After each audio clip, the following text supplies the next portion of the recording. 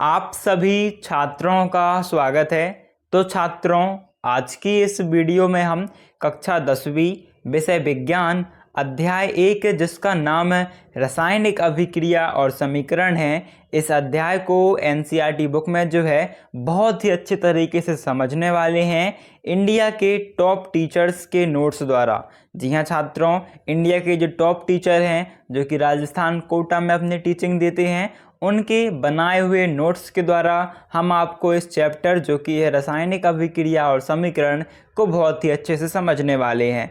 तो छात्रों, वीडियो में अंत तक बने रहिएगा। वीडियो को अभी के अभी लाइक कर दीजिएगा, चैनल को सब्सक्राइब कर लीजिएगा और जितने भी आपके दोस्त हों उन सभी को यह वीडियो शेयर कर दीजिएगा, जिससे आपके साथ साथ आपके दोस्तों की भी हेल्प हो जाए। तो करते हैं इस चैप्टर का शुभारंभ। तो सबसे पहले आपको इस चैप्टर में पढ़ना है रासायनिक अभिक्रिया क्या है अथवा रासायनिक अभिक्रिया किसे कहते हैं या रासायनिक अभिक्रिया से क्या तात्पर्य है। आपको मैं एक सुझाव दूंगा कि आप जैसे हम आपको पढ़ाते चलें, जैसे हमने आपको ये पूरा पेज पढ़ा दिया है ना, तो इस पेज को पढ़ने के बाद इसे आप अपनी कॉपी में भी साथ साथ लिखते चलें, जिससे आपको यह पढ़ते पढ़ते ही याद हो जाए। आपको दूसरी बार रिवाइज करना ना पड़े, आप पहली बार में ही याद कर लो, ठीक है। तो पढ़ते पढ़ते कॉपी में भी लिखते चलना, जिससे आप बहुत अच्छी तरह से समझ पाओ। तो देखो, सबसे पहले आपको पेज में सबसे ऊपर लिखना है रासायनिक अभिक्रिया। पहले समझ लो किसे कहते हैं। तो दो या दो से अधिक पदार्थ मिलकर एक या एक से अधिक नए गुणधर्म वाले पदार्थों का निर्माण करते हैं, वहाँ उसे हम रासायनिक अभिक्रिया कहते हैं, ठीक है। ये आपकी क्या परिभाषा हो जाएगी रासायनिक अभिक्रिया की। तो इसे उदाहरण द्वारा हम अच्छे से समझते हैं। हाइड्रोजन और ऑक्सीजन मिलकर जल का निर्माण करते हैं। नए गुणधर्म वाले पदार्थ का निर्माण यानी जल का निर्माण होता है कब? हाइड्रोजन और ऑक्सीजन के मिलने से। तो परिभाषा क्या कहती है? दो या दो से अधिक पदार्थ मिलकर, है ना। तो यहाँ पर दो पदार्थ मिलते हैं हमारे, एक पहला तो हाइड्रोजन, दूसरा ऑक्सीजन, एक नए गुणधर्म वाले पदार्थ का निर्माण करते हैं। तो नया गुणधर्म वाला पदार्थ मिलकर बनता है जल, है ना। क्योंकि देखो, हाइड्रोजन जो है एक ज्वलनशील गैस है, पता होगा आपको, 9वीं में पढ़ा होगा आपने। और ऑक्सीजन भी एक ज्वलनशील गैस है, क्योंकि बिना ऑक्सीजन के हम आग नहीं लगा सकते। बल्कि जल जो है इसका बिल्कुल उल्टा है। जल बिल्कुल ज्वलनशील नहीं है, इसके उल्टा जल क्या करता है, नए गुणधर्म वाला है। उसका नया गुण है कि वो आग को बुझा देता है, ज्वलन को बुझा देता है। तो नया गुणधर्म वाला पदार्थ बना, इसी को हम क्या कहते हैं? रासायनिक अभिक्रिया कहते हैं। इसमें आप देख सकते हो, और किसी भी रासायनिक अभिक्रिया को भौतिक विधियों से उलट नहीं किया जा सकता। मतलब कोई भी रासायनिक अभिक्रिया है उसे भौतिक विधियों द्वारा पुनः पहले जैसी अवस्था में नहीं लाया जा सकता। और भौतिक विधियाँ क्या हैं? इन्हें आपने 9वीं में पढ़ा होगा। बाष्पीकरण, ऊर्ध्वपातन, आसवन, अपकेंद्रीकरण, ये भी भौतिक विधियां हैं। इन्हें भी आप साइड में लिख लीजिएगा। तो इतना अच्छे से लिख लीजिए आप। इसके बाद देखते हैं रासायनिक अभिक्रिया में शामिल, रासायनिक अभिक्रिया में क्या क्या शामिल होता है। तो देखो, अवस्था में परिवर्तन हो सकता है। जैसे कि यहाँ पर पहले हाइड्रोजन था और ऑक्सीजन, है ना। हाइड्रोजन और ऑक्सीजन मिलके जल बना। तो देखो, हाइड्रोजन एक गैस है, ऑक्सीजन भी एक गैस है, ये दोनों गैस हैं। बट जब अभिक्रिया हुई तो मिलकर जल बना, जो कि जल क्या है? एक द्रव्य है ना। तो यहाँ पर गैस से द्रव में परिवर्तन हुआ, अर्थात अवस्था में परिवर्तन हुआ। इसी प्रकार अभिक्रिया में रंग में परिवर्तन हो सकता है, उनके तापमान में परिवर्तन हो सकता है और गैस का उत्सर्जन भी हो सकता है। आगे बढ़ते हैं। तो इसके बाद यहाँ पर आप देख सकते हो दैनिक जीवन में होने वाली रासायनिक अभिक्रियाएं। मतलब दैनिक जीवन में कौन कौन सी रासायनिक अभिक्रिया हमें देखने को मिलती हैं। तो भोजन का पाचन, जिसमें हमेशा ही आपके शरीर में भोजन का पाचन होता होगा हमेशा में, यह भी एक प्रकार की क्या है? रासायनिक अभिक्रिया है। श्वसन, जो कि हम हमेशा करते हैं, क्या करते हैं? ऑक्सीजन को ग्रहण करते हैं, कार्बन डाइऑक्साइड को छोड़ते हैं। ये भी एक क्या है? रासायनिक अभिक्रिया है। लोहे पर जंग लगना, लोहे के ऊपर एक जो लाल और भूरी कलर की परत जम जाती है, जिसे हम जंग कहते हैं, वो भी एक रासायनिक अभिक्रिया है ना। दही का बनना, ये भी एक रासायनिक अभिक्रिया है। तो ये सारी एक रासायनिक क्या है? अभिक्रिया है। इसके साथ साथ हम आगे देखते हैं इसके में। तो आपको यहाँ पर पढ़ना है अभिकारक अभिकारक किसे कहते हैं? तो ऐसे पदार्थ जो किसी रासायनिक अभिक्रिया में हिस्सा लेते हैं अभिकारक कहलाते हैं। और फिर पढ़ना है उत्पाद। तो ऐसे पदार्थ जिनका निर्माण रासायनिक अभिक्रिया में होता है वे उत्पाद कहलाते हैं। उदाहरण के द्वारा हम इसे अच्छे से समझ लेते हैं, जैसे कि हाइड्रोजन और ऑक्सीजन मिलकर जल का निर्माण करते हैं। तो जिन चीज़ों से मिलके निर्माण होता है ना, जिन चीज़ों से मिलके नए पदार्थ का निर्माण होता है वे चीज़ें आपकी अभिकारक कहलाती हैं। तो यहाँ पर कौन कौन सी चीज़ मिल रही हैं? हाइड्रोजन मिल रहा है और ऑक्सीजन मिल रहा है। तो ये दोनों आपकी क्या होंगी? अभिकारक होंगी। ये मिल रही हैं, ये पदार्थ हैं जो रासायनिक अभिक्रिया में भाग ले रहे हैं। तो ये दोनों जिनसे मिल के नए पदार्थ का निर्माण हो वे कहलाएंगी आपकी क्या? अभिकारक कहलाएंगे। और उत्पाद क्या होगा? उत्पाद मतलब क्या? उत्पाद मतलब फल, या आप कह सकते हो नए पदार्थ जो बना है, हमें नया पदार्थ जो मिला। तो यहाँ पर मिलकर क्या नया पदार्थ मिला? जल। तो ये आपका उत्पाद हो जाएगा। ठीक है। इसके बाद हम आगे पढ़ेंगे रासायनिक समीकरण किसे कहते हैं। तो आपको हेडिंग डाल लेनी है अपनी कॉपी में अभी साथ साथ। रासायनिक समीकरण समझते हैं। ऐसे रासायनिक अभिक्रिया को रासायनिक समीकरण द्वारा निरूपित किया जाता है, अर्थात जो रासायनिक अभिक्रिया है उसे हम रासायनिक समीकरण के द्वारा ही बताते हैं। रासायनिक समीकरण के अभिकारकों और उत्पादों में पदार्थ के प्रतीकों सूत्र का इस्तेमाल किया जाता है। प्रतीकों के साथ साथ उनकी भौतिक अवस्था को भी दर्शाया जाता है। उदाहरण के लिए मैग्नीशियम रिबन का ऑक्सीजन में दहन कर मैग्नीशियम ऑक्साइड बनाना। तो यहाँ पर देखो परिभाषा हमसे क्या बोल रही है कि रासायनिक अभिक्रिया को रासायनिक समीकरण द्वारा निरूपित किया जाता है। ये तो हो गई मोटी मोटी बात। इसके अंदर रासायनिक समीकरण के अभिकारकों और उत्पादों में पदार्थ के प्रतीकों सूत्र का इस्तेमाल किया जाता है। जैसे कि हमने पढ़ा अभिकारक किसे कहते हैं, उत्पाद किसे कहते हैं, उन्हें हम किसके? सूत्रों के माध्यम से व्यक्त करते हैं। इसके साथ साथ प्रतीकों के साथ उनकी भौतिक अवस्था को भी दर्शाते हैं। भौतिक अवस्था मतलब क्या हो जाएगा कि वो द्रव्य माध्यम में है, गैसीय माध्यम में है या किस माध्यम में है। प्रतीक मतलब जैसे कि मैग्नीशियम लिखा है तो वहाँ पर हम Mg लिख देंगे, है ना। तो देखो यहाँ पर एक रासायनिक अभिक्रिया दी हुई है जो कि है मैग्नीशियम रिबन का वायु ऑक्सीजन में दहन कर मैग्नीशियम ऑक्साइड बनाना। तो यहाँ पर क्या होगी हमारे अभिकारक? मैग्नीशियम रिबन अभिकारक हो जाएगी का वायु में दहन कर मैग्नीशियम ऑक्साइड बनना। तो जब मैग्नीशियम रिबन का वायु में दहन होगा तो मैग्नीशियम ऑक्साइड बनेगा। तो बनने वाला पदार्थ हमारा क्या हो जाएगा? मैग्नीशियम ऑक्साइड उत्पाद हो जाएगा। यहाँ पे एक बात समझो, जो सॉलिड होता है जैसे कि मैग्नीशियम रिबन एक सॉलिड है, ठोस है, तो उसे हम ऐसे दर्शाते हैं। लिक्विड द्रव है जैसे कि जल द्रव है तो उसे L से, गैस है तो उसे G से, और यदि जलीय विलयन है जैसे कि कोई विलयन है जैसे कि नमक और जल का मिश्रण तो इसे हम AQ यानी कि एक्वास से दर्शाएंगे। तो यहाँ पर देखो मैग्नीशियम को वायु की उपस्थिति में, तो मैग्नीशियम रिबन को हम Mg से दर्शाएंगे और मैग्नीशियम रिबन ठोस होती है इसलिए इसकी भौतिक अवस्था कोष्टक में लिख देंगे Mg, नीचे कोष्टक में S, प्लस किसकी? वायु की उपस्थिति में। और वायु को हम हमेशा O2 यानी ऑक्सीजन लिखते हैं, जैसे कोष्टक में लिखा हुआ है। तो आपका आ जाएगा Mg जो कि ठोस अवस्था में है प्लस O2। O2 क्या है? ऑक्सीजन क्या है? गैस। तो जो कि आपको रखना है G कोष्टक में G अवस्था में है, फिर एरो करके बनेगा उत्पाद आपका MgO मैग्नीशियम ऑक्साइड, जो कि ये भी आपका एक ठोस है। तो इसे भी आप नीचे कोष्टक में S लिख दोगे और लिख दोगे नीचे करके उत्पाद। जैसे कि हमने पढ़ा था हाइड्रोजन और ऑक्सीजन मिलके जल बनाते हैं, है ना। तो ऐसे ही हाइड्रोजन का H2 हो जाएगा, ऑक्सीजन का O2 हो जाएगा। और यहाँ पर हाइड्रोजन के आपको कोष्टक में क्या लिखना पड़ेगा? हाइड्रोजन के कोष्टक में हाइड्रोजन क्या है? गैस। तो G लिख दोगे कोष्टक में यहाँ। ऑक्सीजन के कोष्टक में ऑक्सीजन भी एक गैस है। फिर उत्पाद क्या बनेगा हमारा? H2O। क्या बनेगा उत्पाद? H2O, जो कि क्या है? जल। और जल कैसा है? द्रव्य है। तो यहाँ पर क्या जाएगा?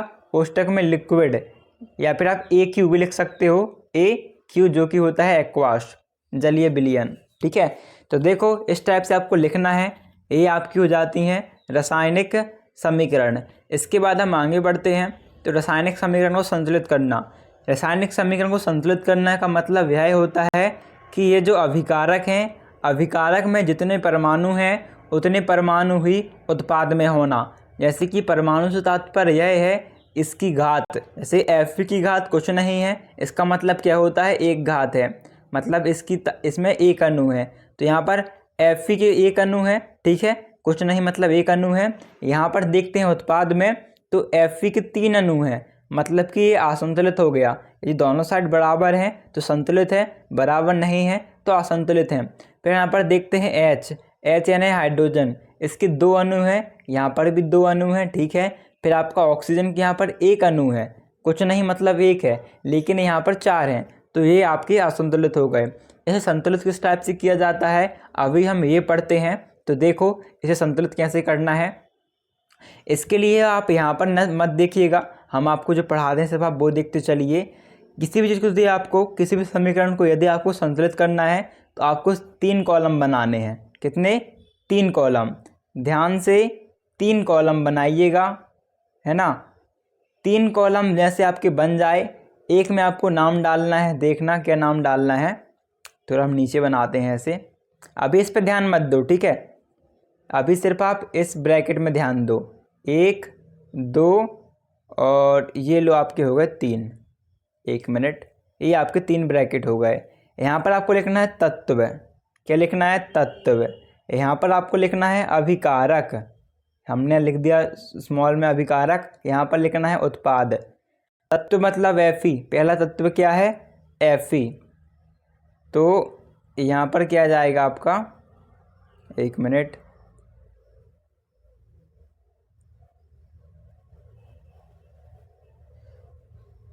देखो यहाँ पर आपका पहला तत्व क्या जाएगा? Fe। अभिकारक में कितने अणु आपको ये लिखना है। अभिकारक में कितने अणु है Fe के? अभिकारक में अणु के एक अणु है। कितना अणु है? एक अणु। तो यहाँ पर आपका अभिकारक में कितना आ जाएगा? 1 आ जाएगा। उत्पाद में कितने अणु हैं? उत्पाद में देखें Fe के 3 अणु हैं, तो आपको यहाँ पर 3 लिख देना है, ठीक है। फिर इसके बाद आपका क्या आता है? इसके बाद आता है H के अभिकारक, यानी यहाँ पर ये दोनों क्या है? अभिकारक। कितने अणु हैं? 2 हैं। फिर उत्पाद में कितने अणु आ जाते हैं? उत्पाद में हम देखें तो H के कितने अणु आ जाते हैं?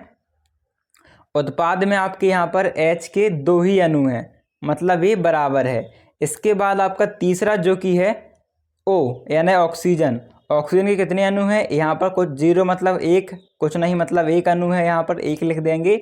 और फिर आपके इसके आगे देखें तो समझ लीजिएगा आप, यहाँ पर देखें तो 4 अणु हैं, इसे हमें अभी बराबर करने हैं, ठीक है।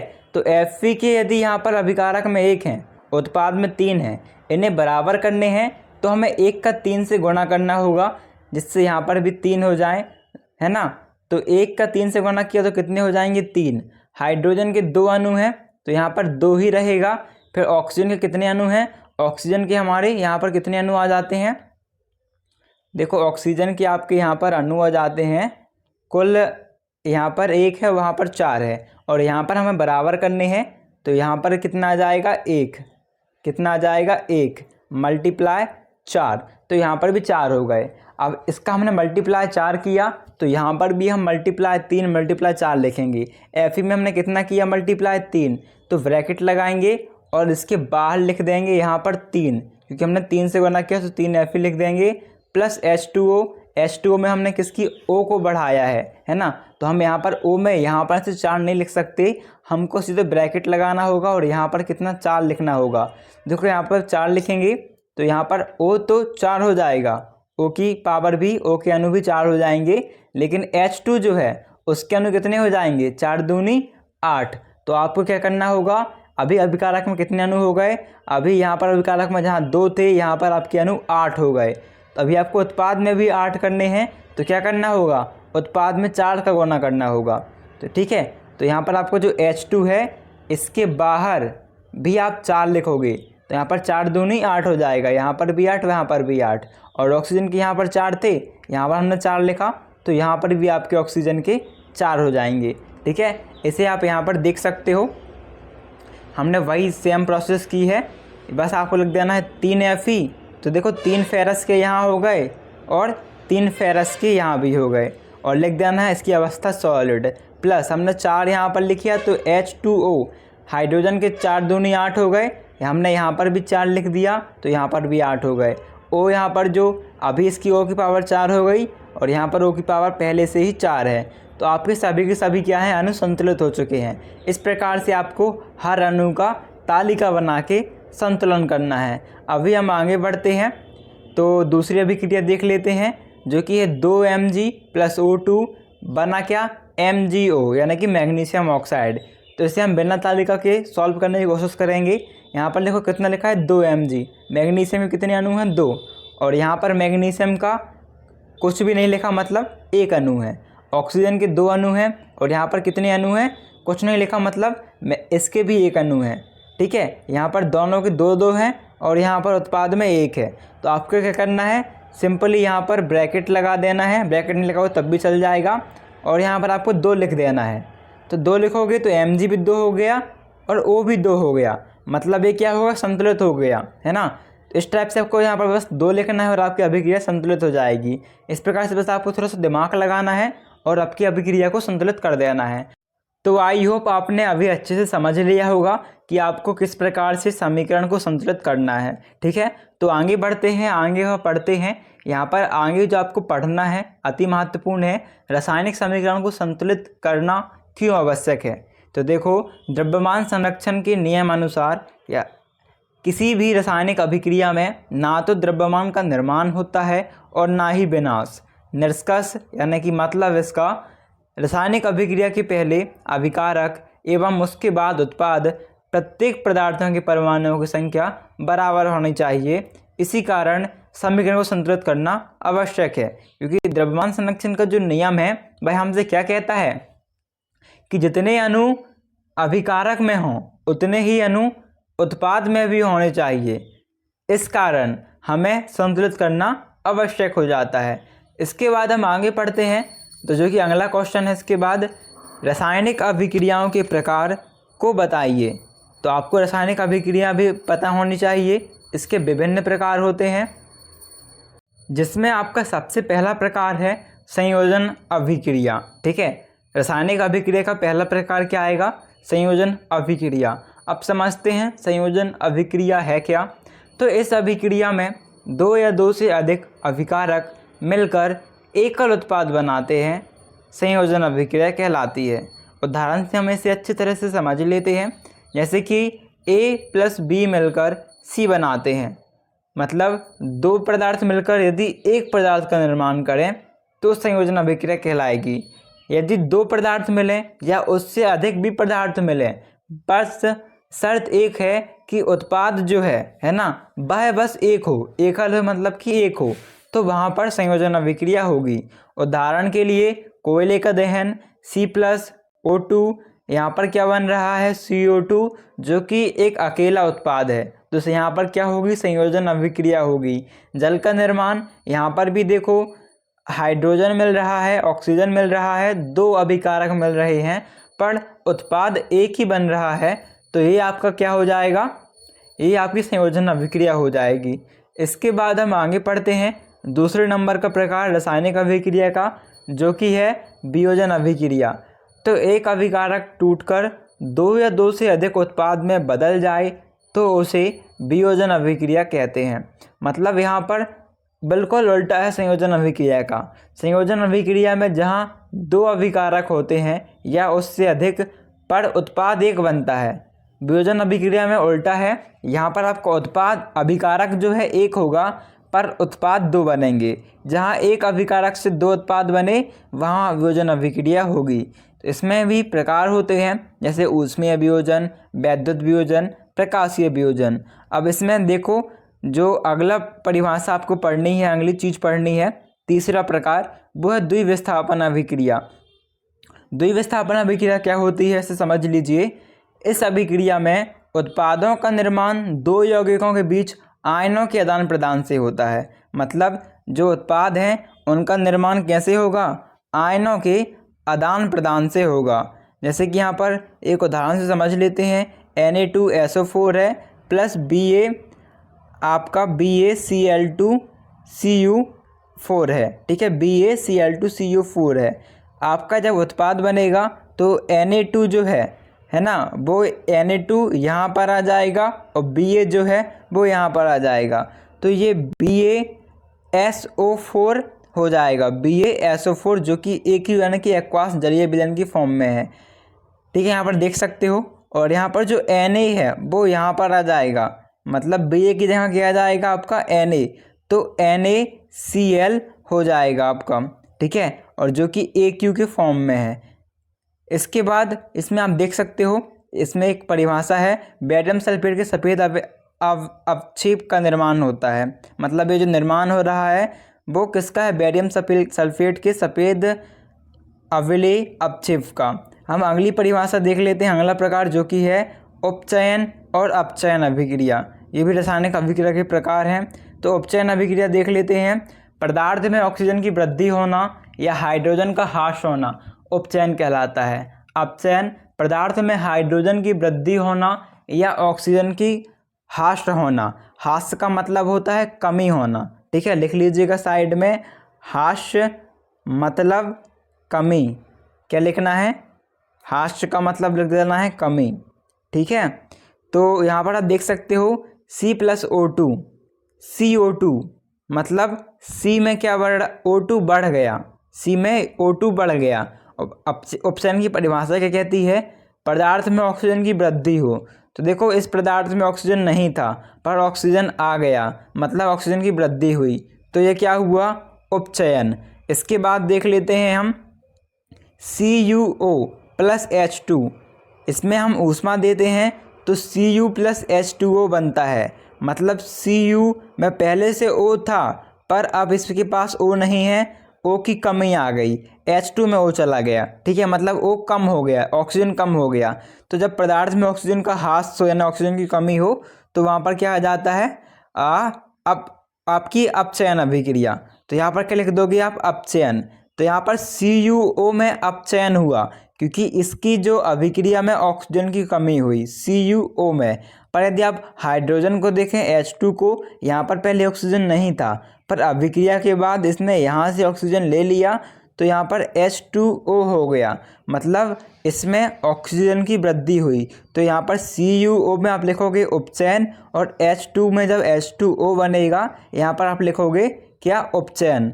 इसमें दोनों अभिक्रिया होंगी, अपचयन की भी और उपचयन की भी। फिर हम आगे पढ़ते हैं तो दैनिक जीवन में उपचयन अभिक्रिया के प्रभाव। तो पहला प्रभाव आएगा, आपको तैयार करना है संक्षारण। अपक्षारण किसे कहते हैं, जब कोई धातु आर्द्रता, वायु, पानी, अम्ल आदि के संपर्क में आती है तब धातु संक्षारित हो जाती है। मतलब कोई भी धातु, जैसे हम लोहा चांदी है ना, तार वगैरह होते हैं, लोहे के दरवाजे वगैरह होते हैं, आपने देखा होगा जब भी उसे पानी में, उनमें पानी डाल दिया जाए या फिर वो ठंडी जगह में रखे हों जहाँ आर्द्रता हो, है ना, या फिर अम्ल आदि के संपर्क में आ जाए वो, तो उसमें जंग लग जाती है, उसे हम संक्षारण कहते हैं। लोहे पर जंग लगना ही संक्षारण कहलाता है। जैसे चांदी पर काली परत जमना, तांबे पर हरी परत जमना, ये आपका इसके उदाहरण हो जाएंगे। इसके बाद पढ़ना विकृत गंध्यता।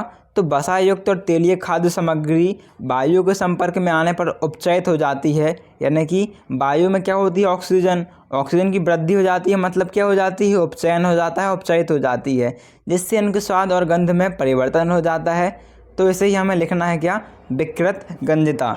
इसकी परिभाषा आपको याद कर लेनी है। इसके बाद आपको पढ़ना है रासायनिक अभिक्रिया के प्रकार तापमान के आधार पर। तो देखो अभी हमने क्या पढ़ा, ऊष्मा असंचारण पढ़ लिया, विकृत गंध्यता पढ़ लिया। अब तापमान के आधार पर हम पढ़ेंगे कि इसके क्या प्रकार होते हैं रासायनिक अभिक्रिया के, किसके आधार पर, तापमान के आधार पर। तो दो प्रकार की और अभिक्रिया होती हैं रासायनिक अभिक्रिया के प्रकार में, ऊष्माक्षेपी अभिक्रिया, ऊष्मा शोषी अभिक्रिया। आपके चैप्टर में ये दोनों परिभाषाएं आएंगी, क्वेश्चन बनेंगे कि किसे कहते हैं, परिभाषा लिखिए, दोनों की परिभाषा लिखिए, उदाहरण लिखिए, या फिर केवल एक ऊष्माक्षेपी अभिक्रिया की परिभाषा उदाहरण सहित लिखिए, या ऊष्मा शोषी अभिक्रिया की परिभाषा उदाहरण सहित लिखिए। इसलिए आपको इन दोनों परिभाषाओं को बहुत अच्छे से पढ़ लेना है, समझ लेना है। तो देखो पहला जो पॉइंट है वो है ऊष्माक्षेपी अभिक्रिया। तो जिन अभिक्रियाओं में उत्पाद के साथ साथ ऊष्मा का भी उत्सर्जन होता है वहाँ ऊष्माक्षेपी अभिक्रिया कहलाती है। क्या कहलाती है, ऊष्माक्षेपी। नाम से समझ में आ रहा है, ऊष्माक्षेपी मतलब ऊष्मा का उत्सर्जन होना। ठीक है। जैसे कि प्राकृतिक गैस का दहन, यहाँ पर प्राकृतिक गैस है हमारे पास एक CH4, जैसे हम कहते हैं मीथेन। जब ये ऑक्सीजन के साथ क्रिया करती है, O2 जो कि एक गैस है ऑक्सीजन, उसके साथ क्रिया करती है, तो CH4 और O2 मिलके CO2 बना लेते हैं, प्लस जल निकलता है 2H2O यानी जल, और प्लस निकलती है ऊष्मा। बस क्या है, ऊष्मा निकलनी चाहिए, यहाँ पर करने के लिए है ऊष्मा। यदि किसी भी रासायनिक अभिक्रिया में ऐसी ऊष्मा निकलती है तो उसे कहते हैं ऊष्माक्षेपी अभिक्रिया, है ना। तो आपको परिभाषा ये याद रखनी है कि जिन अभिक्रियाओं में उत्पाद के साथ साथ ऊष्मा का भी उत्सर्जन होता है, ऊष्माक्षेपी अभिक्रिया कहलाती है। और उदाहरण में ये याद रख लेना है आपको। इसके बाद आती है ऊष्माशोषी अभिक्रिया।